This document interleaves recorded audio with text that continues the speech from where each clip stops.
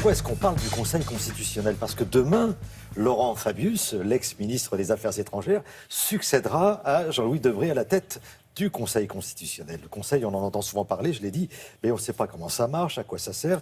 Et ben voilà, c'est l'occasion de reprendre les bases avec vous, Clémence.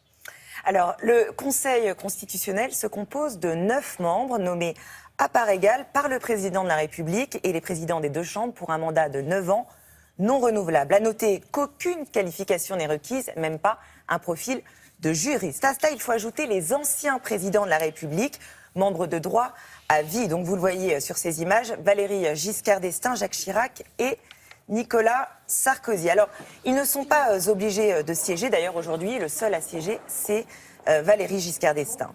La mission du Conseil, c'est de vérifier que la loi est conforme à la Constitution. Et ça se passe ici, rue Montpensier, à Paris. Alors, sur ces images, vous allez le voir, la salle des délibérés, le Saint des Saints. On ne sort jamais d'ici sans avoir tranché. Alors, parmi les décisions qui ont défrayé la chronique ces dernières années, la validation de la loi sur le mariage pour tous en 2013, souvenez-vous, une décision qui vaut à Jean-Louis Debré nombre d'injures et de lettres de menaces. Et puis citons aussi l'invalidation des comptes de campagne pour la présidentielle de 2012 ou encore le retoquage de la taxe à 75% voulu par François Hollande. Clémence, le Conseil constitutionnel, c'est une vieille institution. Oui, alors, il est créé en 1958 par la Constitution de la 5e République. Vous allez le voir sur ces images.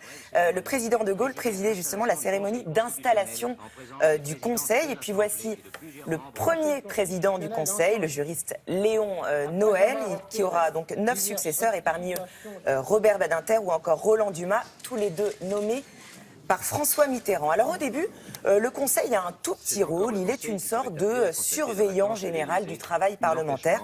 En fait, il ne fait pas grand-chose, d'où son surnom de comité des sages. Et puis peu à peu, il prend de plus en plus d'importance. Une date clé, la révision constitutionnelle de 1974, qui permet désormais aux parlementaires de saisir le Conseil, alors que jusqu'à présent, seuls les anciens présidents de la République, les ex-premiers ministres et les présidents des deux chambres pouvaient le faire. À partir de là, regain d'activité, la majorité des lois adoptées par le Parlement font désormais l'objet d'un recours de l'opposition. Et puis alors, nouvelle révolution, sous l'ère Debré, justement. Oui, alors Jean-Louis Debré, nommé en 2007 par Jacques Chirac, dépoussière totalement l'institution. En fait, il lui redonne une nouvelle jeunesse avec la fameuse question prioritaire de constitutionnalité, la QPC, qui entre en vigueur en 2010. Alors, qu'est-ce que c'est?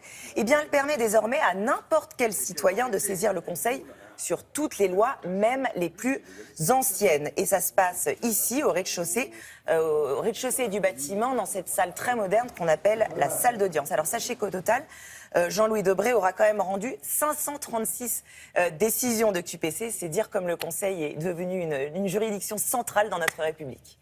Merci beaucoup Clémence. Voilà, Actu+, c'est le moyen d'en savoir un peu plus sur des sujets qui parfois nous échappent. Merci Clémence Delabeau.